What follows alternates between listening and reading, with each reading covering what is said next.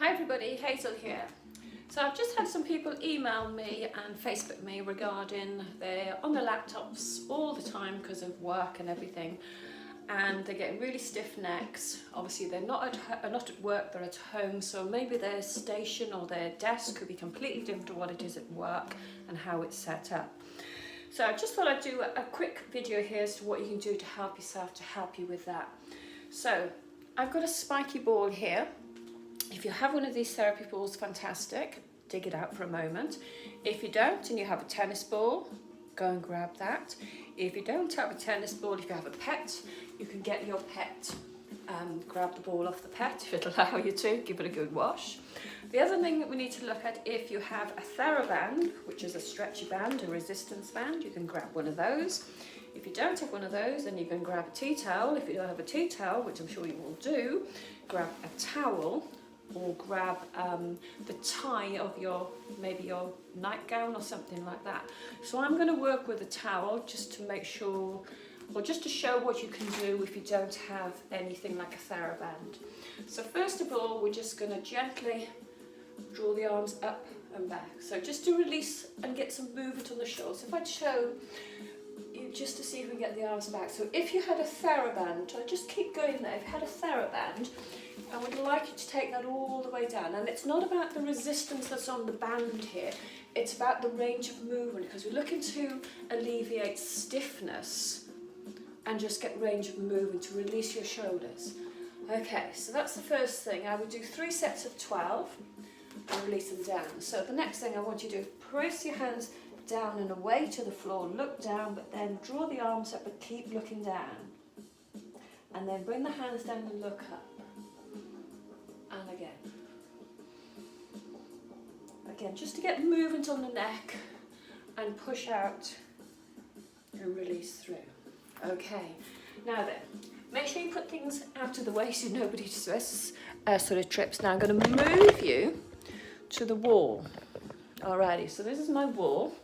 So with my spiky ball or tennis ball or whatever you have, I'm going to look at releasing the scap. So sometimes where pain isn't necessarily where the problem is. So you could be stiff on the front here. That could be due to the being like this over a computer or hunched over all the time. So we might want to release the back to get movement on the front. So I'm going to take the spiky ball. So I hope you can see here. Put it on the wall, and it's a little bit tricky. And you sort of find where the scapula is, where your shoulder blade is. And just gently move on that. And you want to move up and down, side to side, because not everything flows in one straight line. Okay, so if you don't have one of those, which might not be in everybody's toolkit, let's find a tennis ball. Again, now I find a tennis ball a little bit better for me personally. All that ball is slightly too big for me. So I'm going to use this, and again, where I feel tightness and stiffness, I'm just going to hold on there for a moment. I'm going to hold the movement, don't hold your breath. And just give a few gentle breaths to release the tension of the muscles. You have to let the muscles sort of mould over the ball, as opposed to ball and muscle and they're fighting against each other. So everything's in tension, in anger. It's not going to release at all. And move around. Okay, so that's the first thing you can look at. Now the second thing is to look at the front of the pec here, coming into the wall. So again, I'm going to take the tennis ball, I'm going to lean into the side. So, okay, so I immediately feel tightness there, right into the pec, just underneath the armpit. And I'm just going to hold and breathe there for a moment. I just want you to do that yourself. And then just move the ball, and you might have more tenderness, depending how tight you feel across there. And where you feel that tenderness, I want you to just hold and breathe. Let the tension go. You've got to work through it to get some benefit. And again, move it around.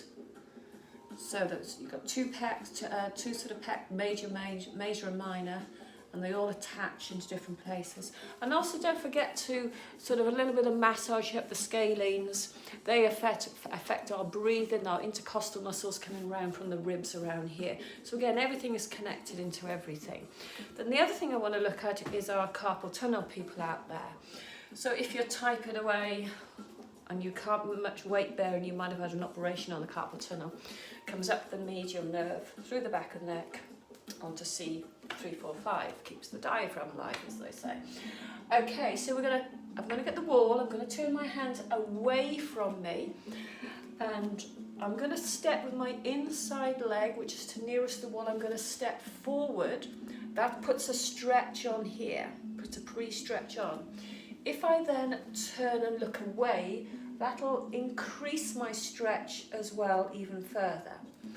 So I'm going to imagine my sort of hand is suckered to the wall, so I want to put some tension there. I'm going to step forward and look away. Okay, so I'm going to do just say 3 here. Then I'm going to move my hands, I'm going to go up higher. Because as that comes down, it's going to hit different parts of the scapula. So I'm going to lean forward, look away. Again, I'm not taking a big step. It might be a foot just over. That's it. Again, it's gentle. We're looking at release. Now taking it lower, still looking away. Hands sucker into the wall, palm, so it gets all the way through here, coming up through the back of the neck. Then I might want to do one of each. Again, nice and steady, nice and slow, nice and controlled, nothing jerky or angry. Then of course, circle the wrists, go the other way, point and flex them, so just draw them back here and draw them away. That sort of action here. Twinkle, twinkle, little stars, I call it. Move your fingers, move the digits. And then of course you would do the other side. So you take away, point the hands away from you, the inside leg will step forward, you will look away for it. So I'm just going to do one in each, just see here.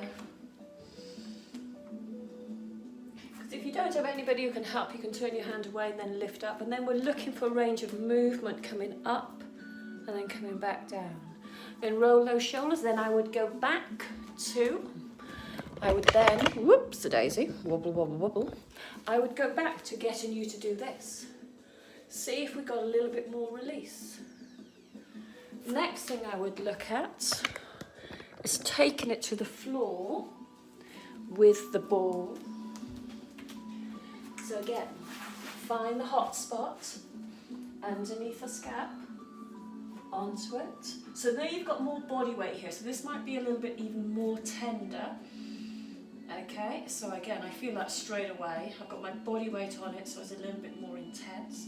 I want to move it around because not everything's in one place.